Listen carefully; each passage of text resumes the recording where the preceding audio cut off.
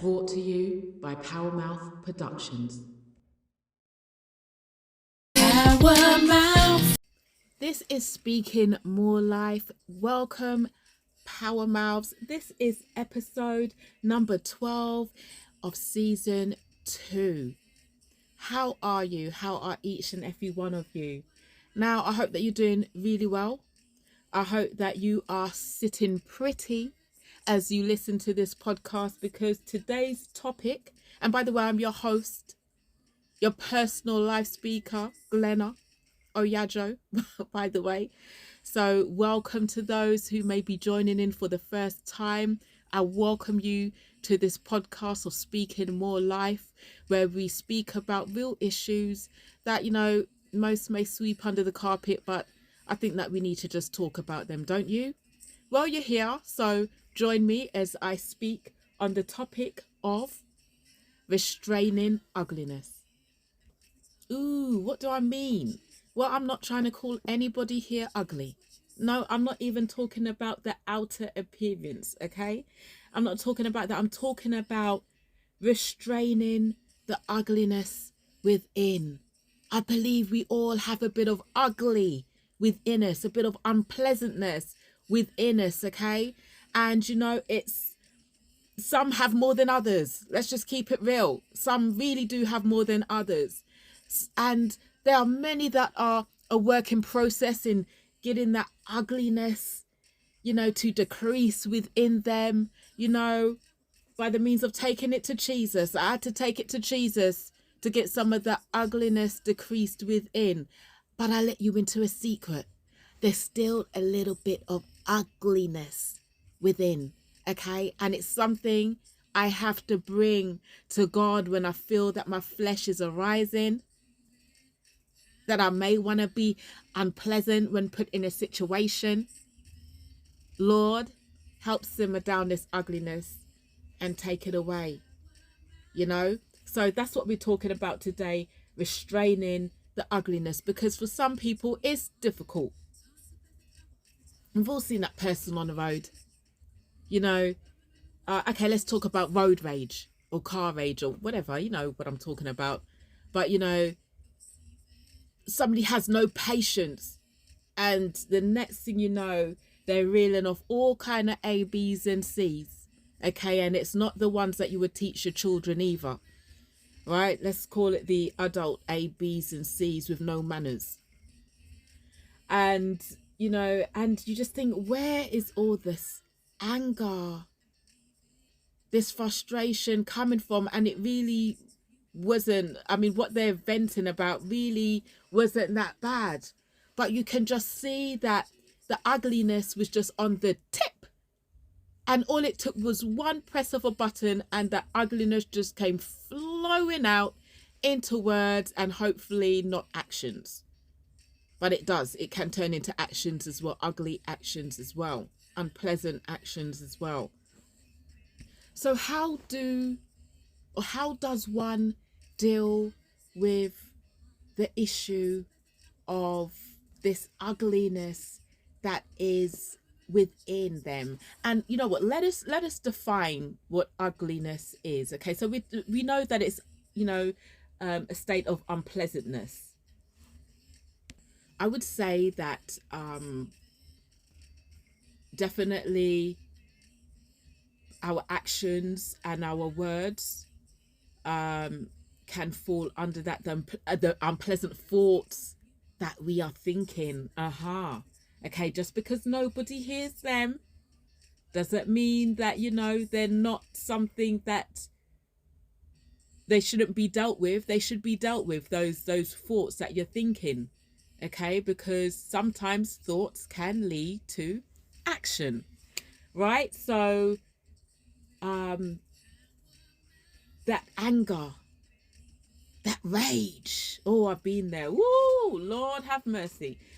Oh, the Lord had to help me out on that one. Oh, years back when I was dealing with I've talked about it, I've got a book about it, especially with this rejection thing. Mighty God, did I have this anger and this rage. I mean, I would feel the fire come from my nostrils as if I was like a dragon. I felt like a dragon, you know, the ugliness that's just ready to, you know, just as soon as something just that, you're always on, I wouldn't even say guard, you're just always on attack.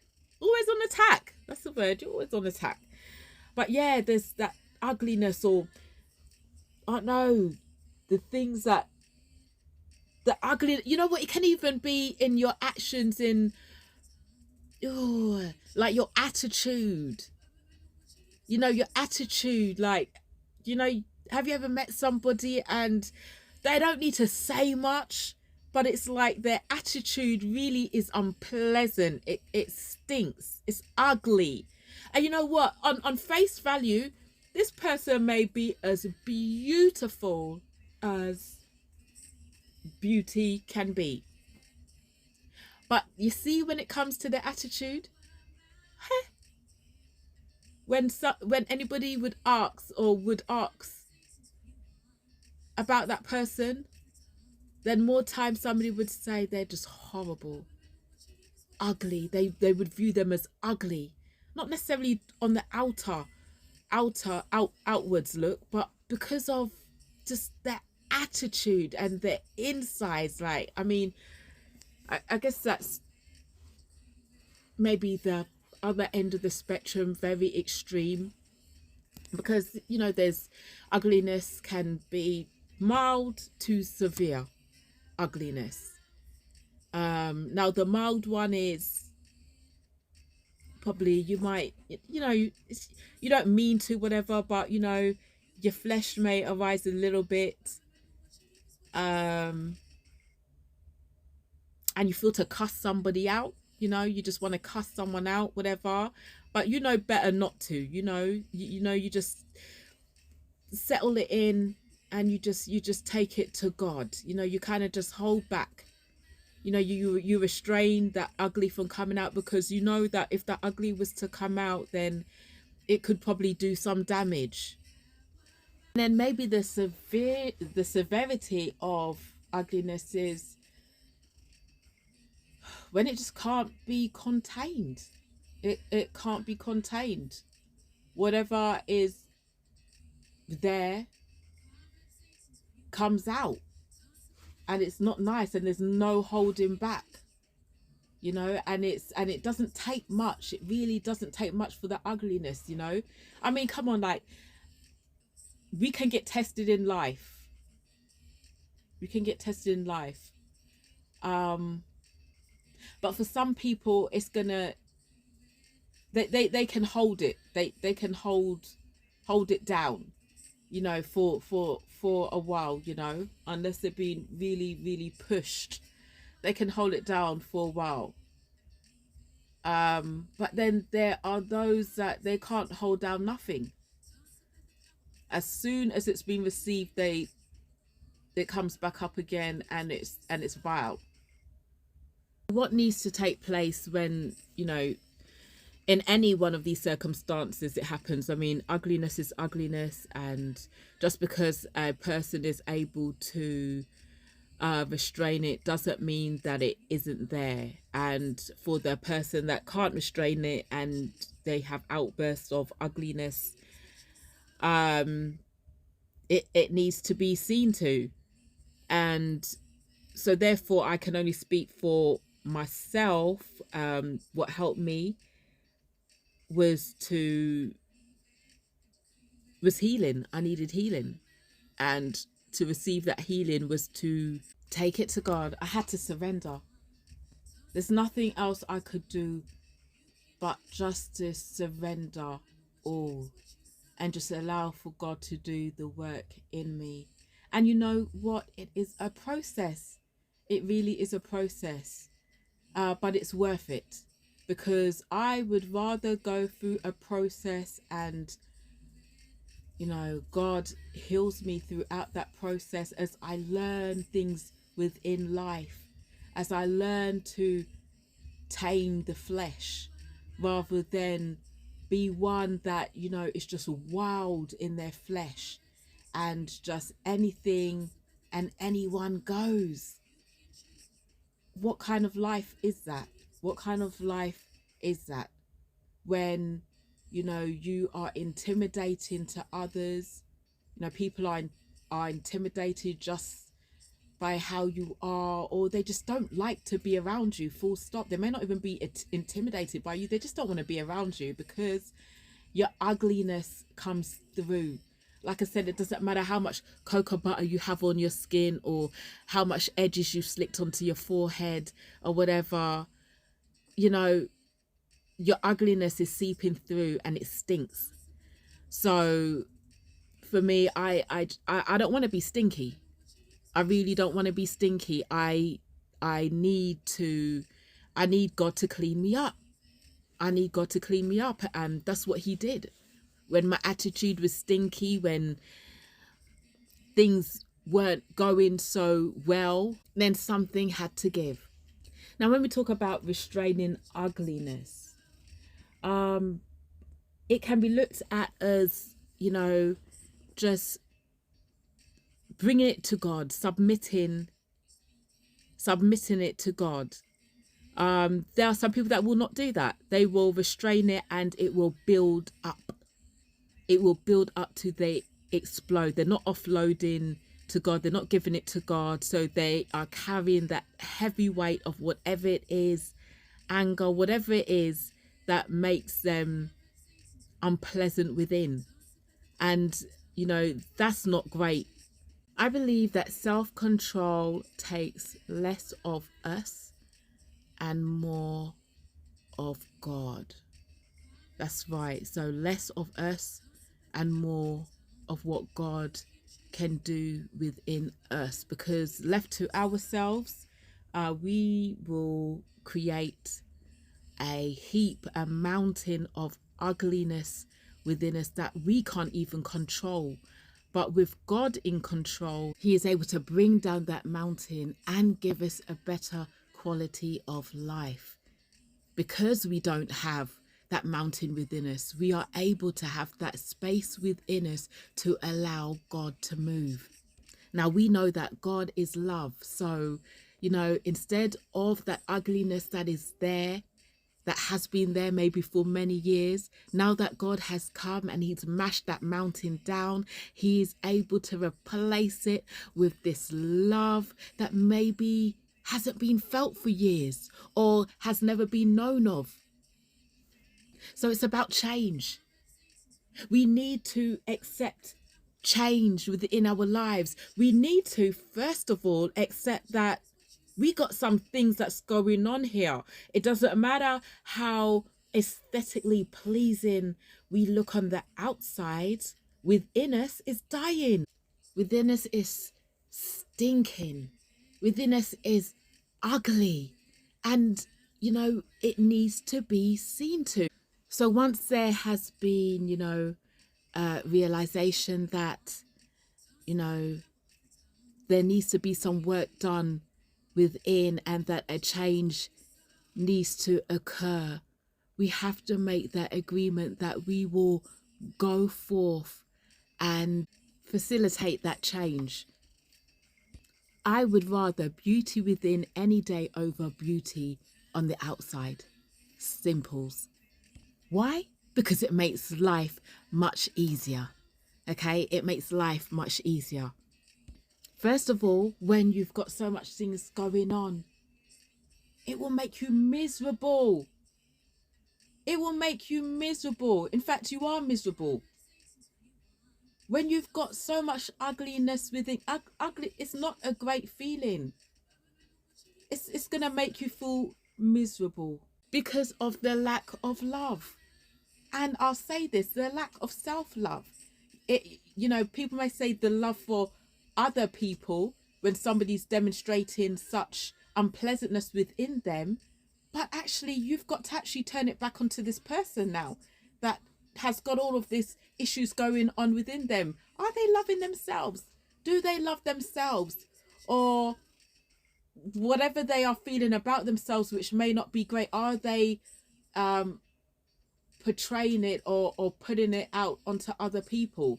Is it spilling out onto other people? You see, when there are issues like this, You know, it's much deeper. Something happened. Something happened for somebody to be this way. In my past situation, it was the fact that I felt rejected, you know? And so I had a whole heap of issues.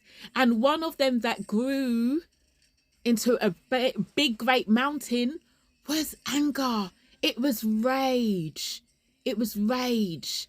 And the thing about it as well, it was very sneaky because it was there, but then it's like one day it kind of just, wow, you just really felt the presence of it there. It's like, wow. And it couldn't have gone from 0 to 100 just like that. It was a process of that anger growing into that horrible mountain that had, you know, taken host within me.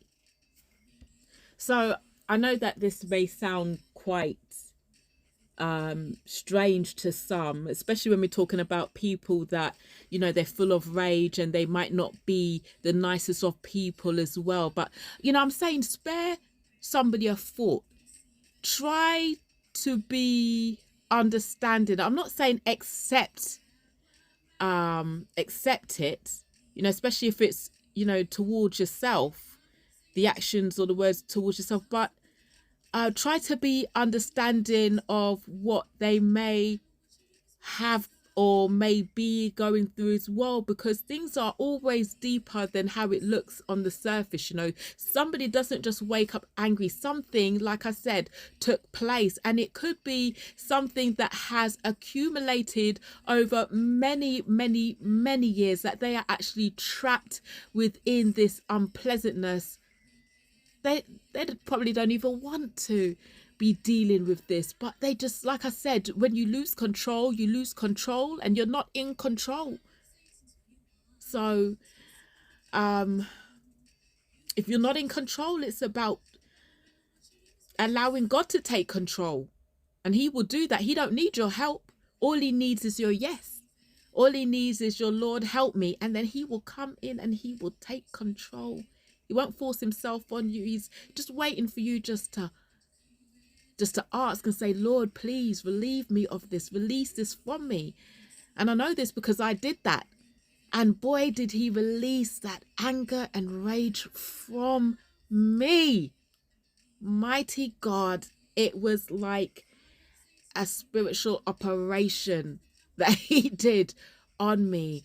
But I remember asking God to release it from me before I got married, because I did not want to be in that state within my marriage. I wanted my marriage to be a good marriage and to last, because I loved my husband and I love my family. I would just like to encourage you Power Mouth listeners that all is not lost when it comes to not feeling so pleasant within. You may be taking it out on people. You know what? There are actually, I mean, I say to take it to God, and that is my preference as well. But there are also people that are out there that are gifted to help as well. Your ultimate healing does come from God. But, you know, if you need to speak to somebody, then speak to somebody. If you need to speak to a professional person, then speak to somebody that is experienced within that area. You don't have to live feeling trapped, that, you know, you can't control your anger, and not only that, but it just stops many opportunities for you, because it might be so bad that people just don't want to be around, or they just don't want to be in a presence of somebody that doesn't know how to control themselves, and they're just, you know, they just bring down the atmosphere within a room. As soon as they walk in, it's like, mighty God, it's like, oh, they just, the atmosphere is thick with negativity, and so that's no way for anyone to live.